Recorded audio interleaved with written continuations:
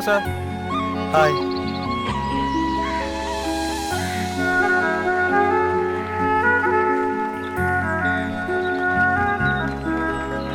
Sir நம்ம college பற்றி ஏதாவது சொல்லுங்கள் சார். என்ன சொல்கிறது?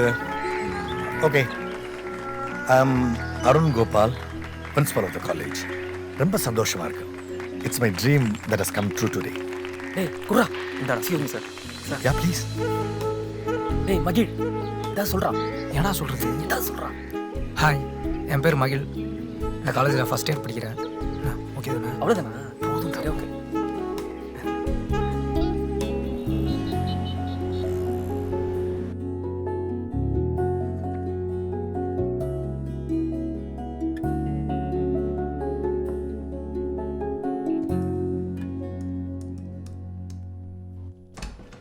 ஹாய். Hey hi. பிஸியா? Not really. சொல்லு. எப்படி சொல்கிறது தெரியல.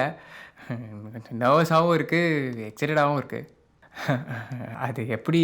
பரவாயில்ல, எதுவாக இருந்தாலும் சொல்லு. இல்லை வேணாம். அரவிந்த், எனக்கு நிறைய ஒர்க் இருக்கு. என்ன விஷயம்? உன்னோட ஃபர்காட்டன் ஃபாரஸ்ட் டாக்குமெண்ட்ரி இருக்குல்ல, அது ஆம்ஸ்டர்டாம் டாக்குமெண்ட்ரி ஃபெஸ்டிவலில் செலக்ட் ஆகிருக்கு. நிஜமாவா? சீரியஸாக. தோ invitation.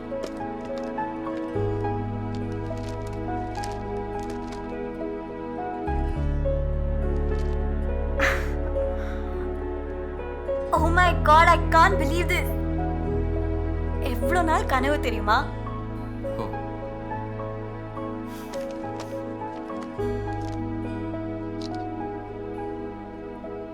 Thank you. Will you teach me? Don't worry, man. Yeah, I will teach you. Oh, thank you. டே மகிழ், வாடன் கூப்பிட்றான்டா.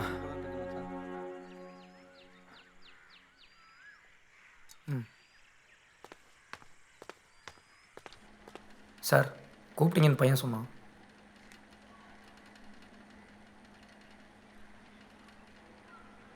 சார், பிரின்சிபல்கிட்ட என்னடா சொன்ன? புரியல சார். பிரின்சிபல்கிட்ட என்னை பற்றி என்ன சொன்னேன்? நான் எதுவும் சொல்லல சார். நான் இங்கே தண்ணி அடிக்கிறேன்னு பிரின்சிபல்கிட்ட போட்டு கொடுத்துருக்க? சார், யாரோ என்னை பற்றி உங்ககிட்ட தப்பாக சொல்லியிருக்காங்க. நான் சத்தியமாக பிரின்சிபல்கிட்ட உங்களை பற்றி எதுவும் சொல்லல சார். ஏய், செவிலி திரும்பிடும். நீ தான் போட்டு கொடுத்துருக்க நியூஸ் வந்திருக்கு.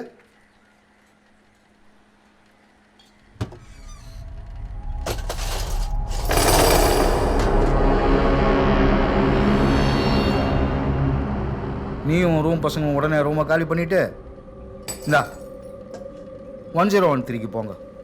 சார், இதுக்கும் ரூம் மாத்திரத்துக்கும் என்ன சார் சம்மந்தம்? ஏய், புடுறாண்ணா புடுறா. வாங்க சார். Hello sir. ஜேர்னிலாம் எப்படி இருந்துச்சு? வீட்டிலலாம் சௌக்கியமா? சார், இப்போ தான் எங்களுக்கு அந்த ரூம் செட் ஆச்சு. அதுக்குள்ளே மாற்ற சொல்கிறீங்க சார். நான் உன்னை போறியான்னு கேட்கல, போன்னு சொல்கிறேன். சார், எனக்கு ரூம் ரெடி ஆயிடுச்சா? இந்த பசங்க இந்த ரூமை காலி பண்ணி போங்க.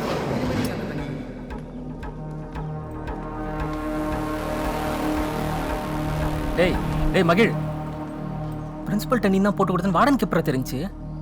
அதான்டா எனக்கும் தெரில. கூட இருக்கிற எவனும் ஒருத்தன் தான் நம்மளை போட்டு கொடுத்துருக்கான். சரி விடு, நான் உண்மையை தானே சொன்னேன். ஆனால் மச்சி வார்டனும் கட்டம் கட்டிட்டான், பார்த்து இருந்துக்கோ. ஹலோ. நல்லா இருக்குமா, நீங்கள் எப்படி இருக்கீங்க? ராஜேஷா, அது ஒரு நிமிஷம். அம்மா, என்னோடய ஃபோன் சர்வீஸ் கொடுத்துருக்கம்மா. ஏதாவது மகிழ் நம்பர் கேட்க கொடுங்க.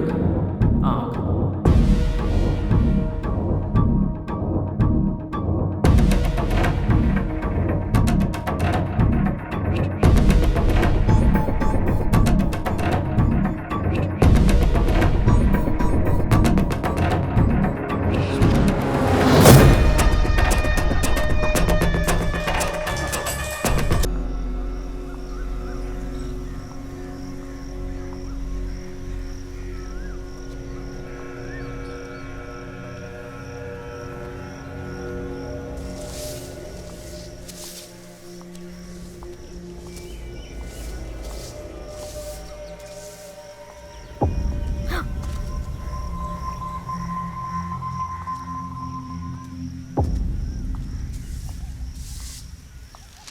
Excuse me. பிரின்சிபலை பார்க்கணும். இதில் கையெழுத்து போடணும்.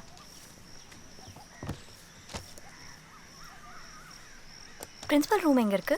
நேராக போய் ரைட்டில் போமா. தேங்க்யூ. சரிம்மா.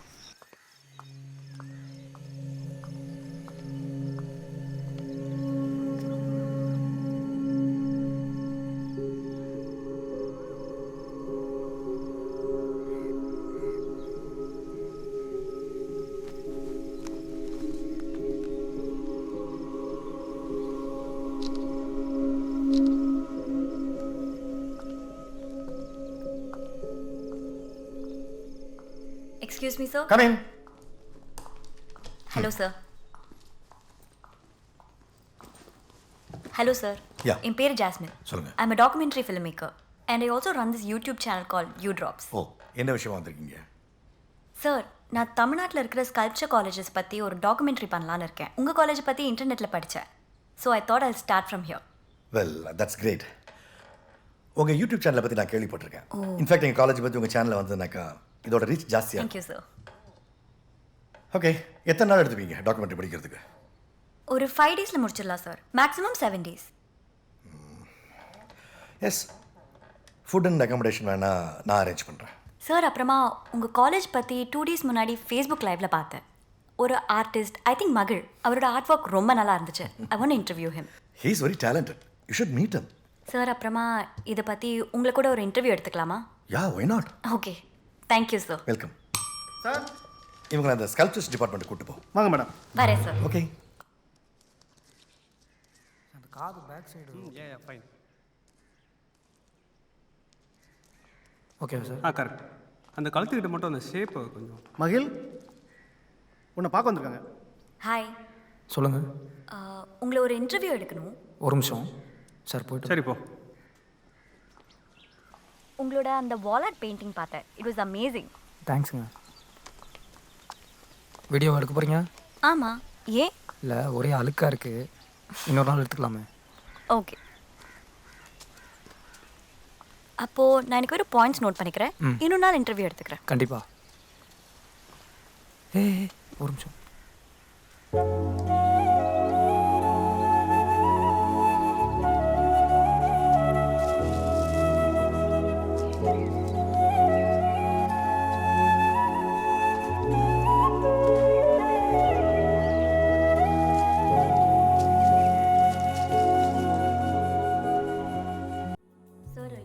எஸ்.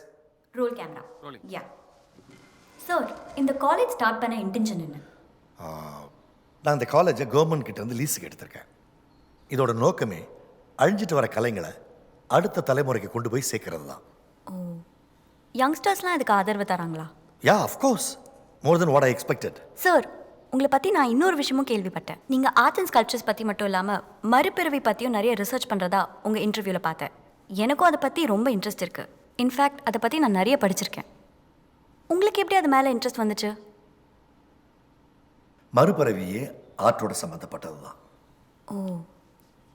ஒரு பெயிண்டிங்கோட ஆன்மாவை எடுத்து ஒரு கவிதையோ சிறுகதையோ எழுதலாம். அதே மாதிரி ஒரு நாவலோட ஆன்மா எடுத்து ஒரு ஃபிலிம் பண்ணலாம். So the soul still keeps on travelling. இப்போ ஒரு உயிர் போச்சுன்னா அந்த உடல் தான் அழியுமே தவிர அந்த ஆன்மா அழியாது. இன்ட்ரெஸ்டிங். மறுபிறவின்னு ஒன்று உண்மையாகவே இருக்கா? Yeah, the great psychiatrist doctor Ian Stevenson கிட்டத்தட்ட 40 வருஷமா ஒரு 3000-4000 கேசஸ் ஸ்டடி பண்ணி ரீஇன்கார்னேஷன் சயின்டிஃபிக்னு ப்ரூவ் பண்ணியிருக்காரு. ஆனால் நாம் அதுக்கு முன்னாடியே காலங்காலமாக இதை ஃபாலோ பண்ணுறோம். எப்படின்னா, நம்ம குடும்பத்தில் ஒரு பெரியவங்க இறந்தாங்கன்னா புதுசாக பிறக்கிற குழந்தைக்கு அவங்களோட பேரை வைக்கிறோம். ஏன்னா இறந்தவங்க மறுபடியும் வராங்கன்னு நாம் நம்புகிறோம். சரி சார், இந்த ஜென்மமே போன ஜென்மத்தோட தொடர்ச்சின்னு சொல்கிறாங்க. அது உண்மையா? சரி, போன ஜென்மத்தோட நிறைவேறாத ஆசைகளோட தொகுப்பு தான் மறுபிறவி. இப்போ லைஃப் இஸ் அ சைக்கிள்னு சொல்கிறோம் இல்லையா? After life is also cycle. சில பேருக்கு போன ஜென்மத்து ஞாபகங்கள் எல்லாமே நினைவில் இருக்கும். ஒரு சிலருக்கு ஒரு குறிப்பிட்ட இடத்துக்கு போனால் அங்கே அவங்க வாழ்ந்த ஞாபகங்கள் எல்லாமே திரும்ப வரும். பொதுவாக நிறைய பேருக்கு இந்த மாதிரி எந்த விதமான ஞாபகங்களும் வர்றதே இல்லை. அதனால தான் அவங்களுக்கு மறுபிறவி மேலே நம்பிக்கை இருக்கிறது இல்லை. எங்கேயோ ஒரு ஆர்டிக்கலில் படித்த மாதிரி ஞாபகம். ஸ்வீடனில் ஒரு சின்ன பையன், அவனுக்கு போன ஜென்மத்தில் நடந்தது எல்லாமே ஞாபகம் இருக்குன்னு சொல்லியிருக்கான். இதை பற்றி உங்களோட வியூ என்ன? நானும் அந்த ஆர்டிக்கல் படித்தேன். இன்ஃபேக்ட் அந்த ஆர்டிக்கலில் சொல்லாத ஒரு விஷயத்தை நான் உங்கள்கிட்ட ஷேர் பண்ணுறேன். அந்த பையனோட கழுத்தில் ஒரு மார்க் இருந்திருக்கு. அது என்னன்னு கேட்டப்போ தன்னோட முந்தைய ஜென்மத்தில் அவனை தூக்கில் போட்டு கொன்னதாகவும் அந்த மார்க் அந்த கயிறோடதுன்னு சொல்லியிருக்கான். விசாரிச்சு பார்த்தா அது உண்மை. போன ஜென்மத்துல இருந்தா அதே உருவ தோற்றம் தான் இந்த ஜென்மத்திலயும் இருக்குமா? அது சினிமாவில் மட்டும்தான் பாசிபிள். மறுபிறவியில் இந்த ஆத்மா மட்டும்தான் தொடரும். ஃபார் எக்ஸாம்பிள், போன ஜென்மத்தில் ஒரு பையனா இருந்தவன் இந்த ஜென்மத்தில் ஈயா இருக்கலாம், எறும்பா இருக்கலாம், பாம்பா இருக்கலாம், பொண்ணா இருக்கலாம், பறவையா இருக்கலாம், என்ன வேணா இருக்கலாம்.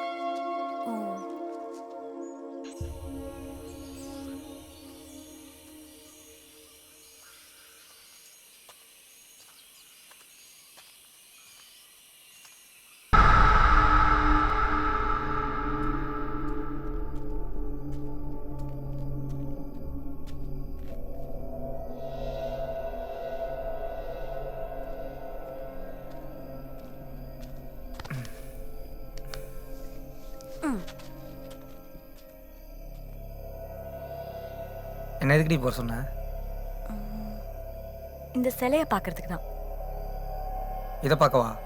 ஏய், இதான் நான் டெய்லி ரூம்லேருந்தே பார்க்குறேனே. கிளைமேட் வேற நறுக்குன்னு இருக்கு. நான் கூட வேற எதுவும் நினச்சி வந்தேன். ஏண்டா, ஒரு ஃபைன் ஆர்ட் ஸ்டூடெண்ட்டாக இருந்து இது கூட உனக்கு தெரியாது? எப்போவுமே ஒரு ஸ்கல்ப்சரை நைட்டில் தான் பார்க்கணும். அப்போ தான் அதோட கர்வ்ஸ் நல்லா தெரியும். இப்படி முழுசாக மறைச்சிட்டு இருந்தா எப்படி தெரியும்? டேய், இதை நீ ஃபோன்லேயே சொல்ல வேண்டியதானே? அட்லீஸ்ட் 2 கிஸ்ஸாவது கிடச்சிருக்கும்.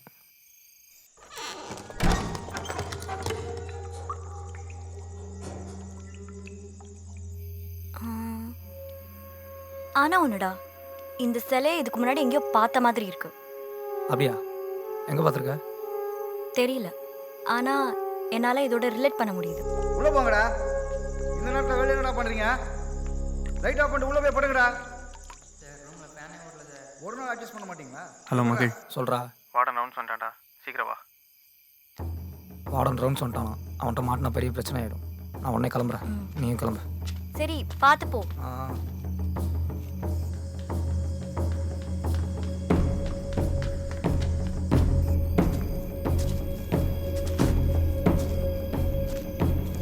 எங்கடா போனா அவன்? தெரில சார். ம், உள்ள சிக்னல் கிடைக்கல சார். ஊரில் வர அப்பாவுக்கு உடம்பு சரியில்லை. ஏய் வெளில போடா. சார், பிரின்சிபலை முதல்ல போய் பார்த்துட்டு அப்புறமா ஹாஸ்டலுக்குள்ள வா. சார் காலையில் பார்க்குறேன் சார். அப்போ காலையில் பிரின்சிபலை போய் பார்த்துட்டு அப்புறமா வா.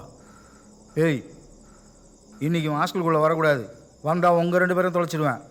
சரி, புரியுதா? சரி சார்.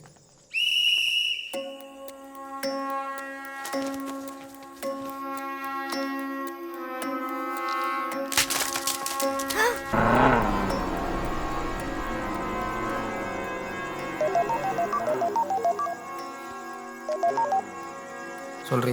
டேய் மகள், இங்க ஒரு ஆளை பார்த்தேன்டா. யாரு? தெரியல, மரத்து மேல உட்காந்துட்டு இருந்தான். மரத்து மேலையா? ஆமா. ஏன்னா பைத்தியக்காரன் இருப்பான். பயப்படாத.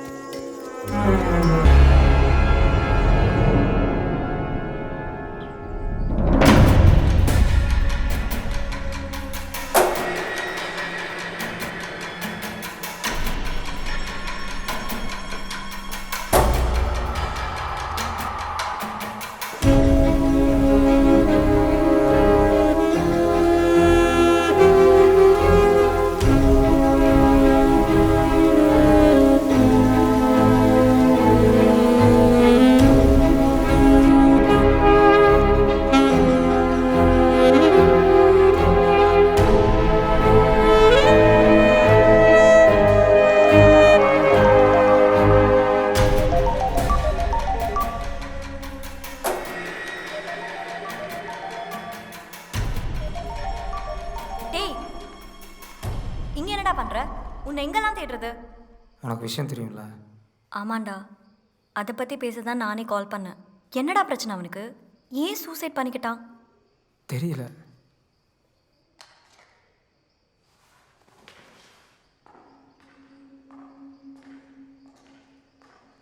வசந்த் யார் கூடயும் அவ்வளோ பேசவே மாட்டான். எனக்கு ஒரே குற்ற உணர்ச்சியாக இருக்கு. என் கண் முன்னாடி தொங்கிட்டு இருந்தான். என்னால் அவனை காப்பாற்ற முடியல. சரி, ஃபீல் பண்ணாதடா. ஆனால் ஒன்று, இது உன் ஹாஸ்டலில் நடக்கிற ஃபர்ஸ்ட் சூசைட் இல்லை. ஆமாம், நான் டாக்குமெண்ட்ரி பண்ணுறதுக்காக உன் காலேஜை பற்றி நிறைய டீட்டெயில்ஸ் கலெக்ட் பண்ணேன். இங்கே பாரு, 1 இயர் முன்னாடி பாய்ஸ் ஹாஸ்டல் கட்டும்போது அங்கே இருக்கிற பெயிண்டர் சூசைட் பண்ணி செத்துருக்கான். இது எந்த பத்திரிக்கை? தீரா அருவி. அப்போ அங்கே போய் விசாரிச்சா அதை லீட் கிடைக்குமா? It's just a coincidence. இந்த ரூம் நம்பரை பாரு. 1013. அந்த ரூமில் தான் பெயிண்டர் இறந்துருக்கான். செத்து போன வசந்தும் அந்த ரூம் தான், நானும் அதே ரூம் தான். எனக்கு ஆரம்பத்துலேருந்தே அந்த ரூமில் ஒரு வைப்ரேஷன் ஃபீல் ஆச்சு.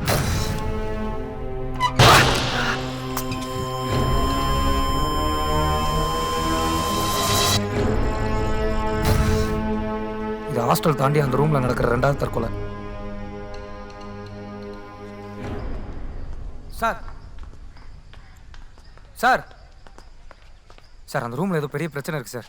தயவுசெய்து எங்களுக்கு ரூம் மாற்றி கொடுங்க சார். ஏய், ஏற்கனவே இங்கே நிறைய பிரச்சனை போயிட்டுருக்கு, நீ வேறு ரூமை மாற்ற அத்தை மாற்றுன்ற.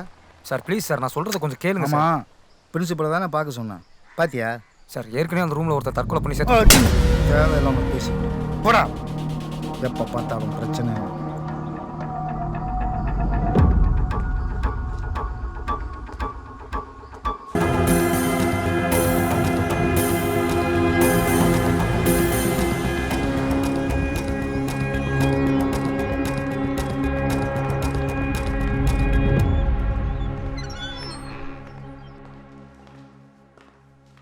எக்ஸ்கியூஸ் மீ, தீரா அருவி பத்திரிக்கை ஆஃபீஸ் இதுதானே? ஆமாம், ஆனால் அதை மூடி 6 மாதத்துக்கு மேலே ஆகுது. இப்போ வந்திருக்கீங்க? ஏன் மூடிட்டாங்க? இப்போல்லாம் யாருமா புத்தகம் படிக்கிறாங்க? ஃபேஸ்புக்குக்கும் வாட்ஸ்அப்புக்கும் தான் நேரத்தை செலவழிக்கிறாங்க. அதான் அதை இழுத்து மூடிட்டு பப்ளிக் லைப்ரரியாக மாற்றிட்டாங்க. இது 6 மாதத்துக்கு முன்னாடி வந்த நியூஸ். இதை பற்றி டீட்டெயில்ஸ் கொஞ்சம் வேணுமே. நீங்கள் யார்? இந்தாங்க, இந்த யூடியூப் சேனலோட எம்டி. மேலே போய் லெஃப்ட் சைடு திரும்புங்க, அங்கே ஒரு ஸ்டோர் ரூம் இருக்கும். அதில் இந்த பத்திரிக்கையோட செய்தியெல்லாம் இருக்குது. ஒருவேளை நீங்கள் தேடி வந்திருக்கிற தகவல் கூட இருக்கலாம், போய் பாருங்கள். Okay, thanks. தேங்க்ஸ். ம்.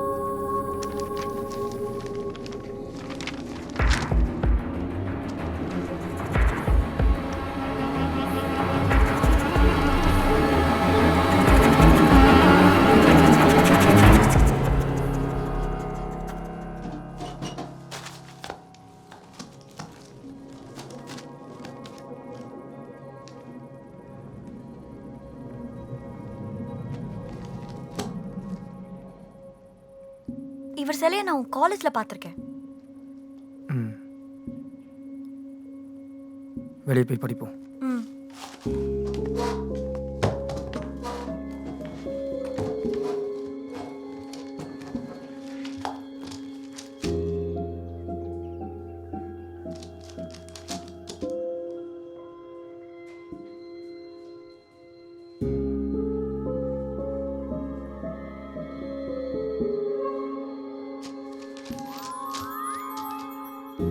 கரும்பாலி.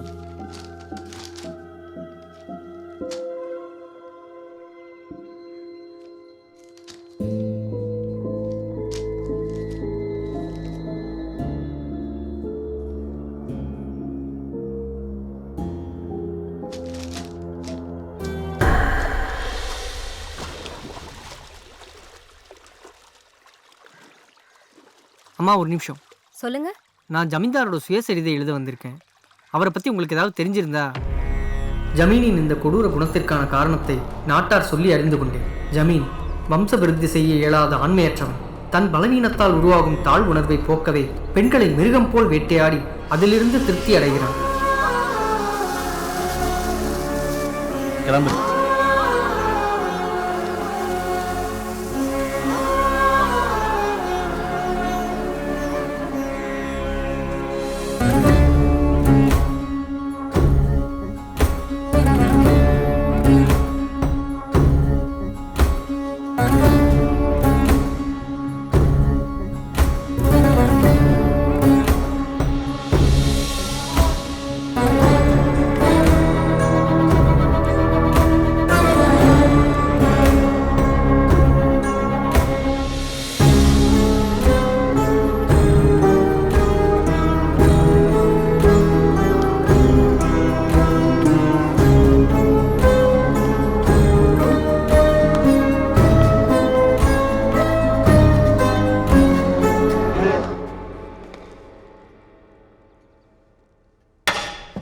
மன்னிக்கணும் ராஜா, நீங்கள் வந்ததை நான் கவனிக்கல.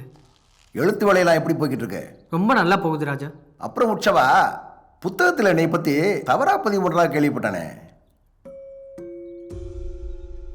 அப்படியெல்லாம் இல்லை ராஜா.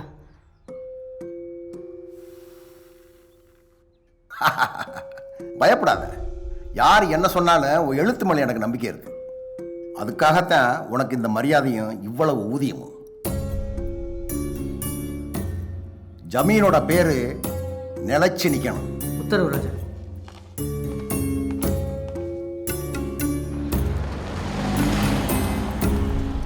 ராஜாவை ஒன்று சொல்லுவார், முதல்ல அவன் கணக்கை பார்த்து முடி. சரிங்க செங்கண்ணா. ஏய் நில்லு, எங்கே போகிற? நான் ராஜாவோட கலைக்கூடத்தை பார்த்து பதிவு செய்ய போகிறேன். கலைக்கூடத்துக்குள்ளே போகிறதுக்கு யாருக்கும் அனுமதி கிடையாதுப்பா. இது ராஜாவோட உத்தரவு. செங்கண்ணா, நான் ராஜாவோட வாழ்க்கை வரலாறு பதிவு செய்ய வந்தவன். இங்கே எனக்கு எல்லா உரிமையும் இருக்குன்னு ராஜாவே சொல்லியிருக்காரு. அவர் வாழ்க்கையில் இது எவ்வளோ முக்கியம்னு உங்களுக்கே தெரியும். அப்புறம் ஏன் என்னை தடுக்கிறீங்க? சரி போ. ஆமாம், அப்படி உள்ள என்னதான் இருக்கு? ஏன் யாருக்கும் உள்ளே போக அனுமதி இல்லை? அரிய வகையான சிற்பங்கள், அழகிய கலைப்பொருட்கள் எல்லாம் அந்த அறைக்குள்ளே இருக்குப்பா. எல்லாத்தையும் விட பர்மாவிலேருந்து இறக்குமதி செய்யப்பட்ட ஒரு மந்திர கண்ணாடி அதுக்குள்ளே இருக்கு. அது சாதாரண கண்ணாடி இல்லை. அந்த கண்ணாடி முன்னாடி போய் நின்னா போற ஜென்மத்துல நீ யாராயிருந்தேங்கிறத சரியா கணிச்சு காமிச்சிடும். நிஜமா? உனக்கு தான் ராஜா எல்லா இடத்துக்கும் போறதுக்கு பர்மிஷன் கொடுத்துருக்காரு. போ.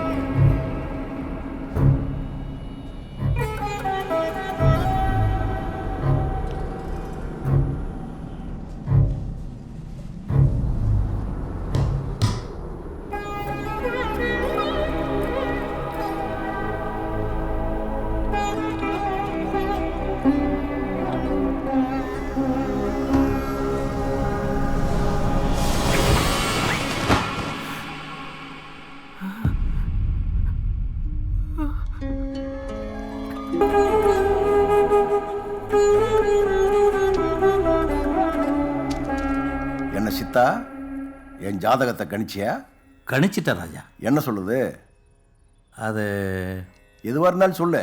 ராஜா கிட்ட நான் எதையும் மறைக்க விரும்பல. இப்போ உங்களுக்கு தோசை காலம் நடக்குது. பத்தினிகளோட சாபம் அதிகமாக இருக்கிறதுனால புத்திர பாக்கியம் இல்லை. புண்ணியவதியும் போய் சேர்ந்துட்டான். நீங்கள் ஆசையாக வளர்த்த உங்கள் வளர்ப்பு மகனும் இறந்துட்டார். ஜமீன் வம்சமே உங்களோட அழிய போகுது.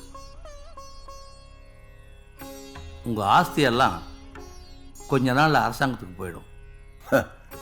எனக்கு தெரியும் சித்தா, நீ சொன்ன விஷயமெல்லாம் எனக்கு துர்கனவாக வந்தது. அதுதான் விதின்னா அதை யாராலையும் மாற்ற முடியாது. அதை நினச்சி எனக்கு எந்த வருத்தமும் இல்லை. எத்தனை வருஷமானாலும் என் பேரும் புகழும் நிலைச்சு நிற்கணும். அதுக்கு என்ன பரிகாரம் அதை சொல்லு. பரிகாரம் இருக்கு ராஜா. கிழக்கால 50 மைல் தொலைவில் வண்ணாத்திப்பாறைன்னு ஒரு வனம் இருக்கு. அது ரொம்ப விசேஷமான வனம். அந்த வனத்தில் வாழ்ந்த பளிச்சி அப்படிங்கிற பொண்ணு கண்ணைக்கே விளக்கேற்றி வழிகாட்டி புனிதமடைஞ்சவன். அங்கே ஒரு மடமோ கலைக்கூடமோ கட்டி அதுக்கு உங்கள் பேரை வச்சிங்கன்னா பல தலைமுறை தாண்டி உங்கள் புகழ் நிலைச்சு நிற்கும். ஆனால் அது அவ்வளோ சுலபம் இல்லை. இந்த மக்கள் புதைப்பள்ளியர் இனத்தைச் சேர்ந்தவர்கள். இவர்கள் சிறு சிறு இனக்குழுக்களாக பிரிந்து குடில்களை அமைத்து காலங்காலமாக காடு மலைகளில் வாழ்ந்து வந்தார்கள். ஒவ்வொரு குழுவிலும் குறைந்த அளவிலேயே மக்கள் வாழ்ந்தார்கள். அதில் இவர்கள் வாழ்ந்த இடத்தின் பெயர்தான் வண்ணாத்திப்பாறை.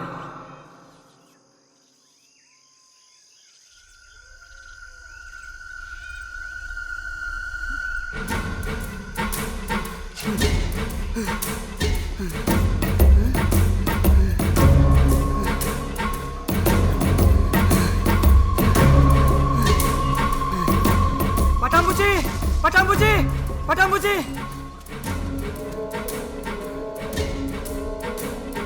ஏய் கர்மாளி, என்னடா ஆச்சு? ஏன் கத்திட்டு வர? பட்டாம்பூச்சி, ஆபத்தோடைய அறிகுறி. நம்ம இடத்துக்கு ஒரு பெரிய ஆபத்து வர போகுது.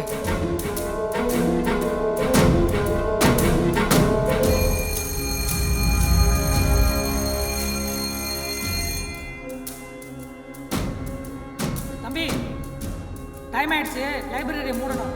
புத்தகத்தை அங்கேயே வச்சுட்டு கிளம்புங்க.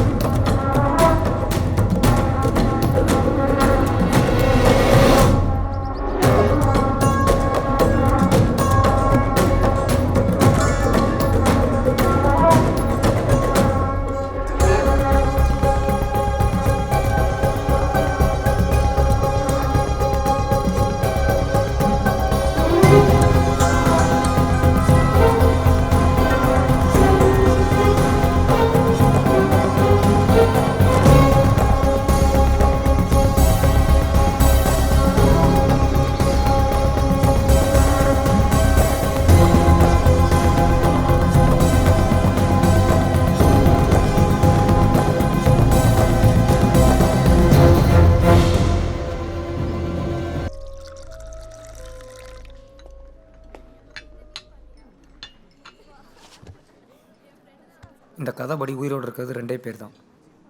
ஒன்று உற்சவன், இன்னொன்று கரும்பாளி. கரெக்ட். அன்றைக்கி நைட்டு பளிச்சியம்மன் சிலைக்கிட்ட நான் ஒருத்தனை பார்த்தேன்னு சொன்னேன்ல, அது அவன் தான். ஏன்னா அன்றைக்கி பௌர்ணமி. அவனை சந்திச்சா நடக்கிற தற்கொலைக்கான காரணத்தை கண்டுபிடிக்க முடியும்னு நினைக்கிறேன். ம்.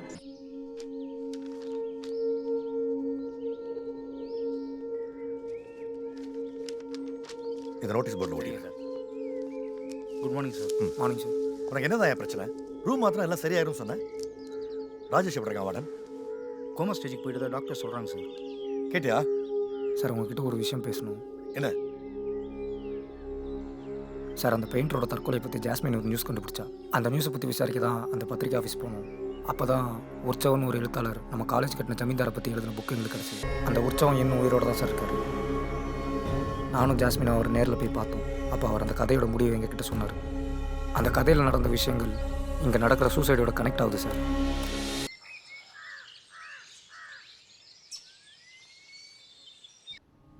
கரும்பாலி சொல்கிறத வச்சு பார்க்குறப்போ நடக்கிற தற்கொலைகளுக்கு காரணம் பழியர்களோட ஆவி தான் நல்லா புரியுது. ஆனால் ஒரு விஷயம் மட்டும் புரியல, ஆவிகளுக்கும் மறுபிறவிக்கும் என்ன சார் சம்மந்தம்? சம்பந்தம் இருக்கு. ஒரு உயிரோட ஆயுள் காலம் முன்னாடியே எழுதப்பட்டிருக்கு. அந்த ஆயுள் காலம் முடியறதுக்கு முன்னாலே அந்த உயிர் பிரிஞ்சுதுன்னா, சே ஃபார் எக்ஸாம்பிள் கொலை பண்ணப்பட்டோ அல்லது தற்கொலை பண்ணியோ உயிர் பிரிஞ்சதுன்னா அந்த ஆத்மா பிரேதாத்மாவை தான் சுற்றிக்கிட்டு இருக்கும். அதுக்கு உண்டான காலம் வந்த பிறகுதான் அந்த ஆத்மாவுக்கு மறுபிறவி கிடைக்கும். அந்த புக்கை நானும் படித்தேன். ஜமீன்தார் மல்லியை கொன்னது 50 வருஷத்துக்கு ஒரு தடவை வர ரெட் மூன் டே. இன்னைக்கு அந்த ரெட் மூன் டே.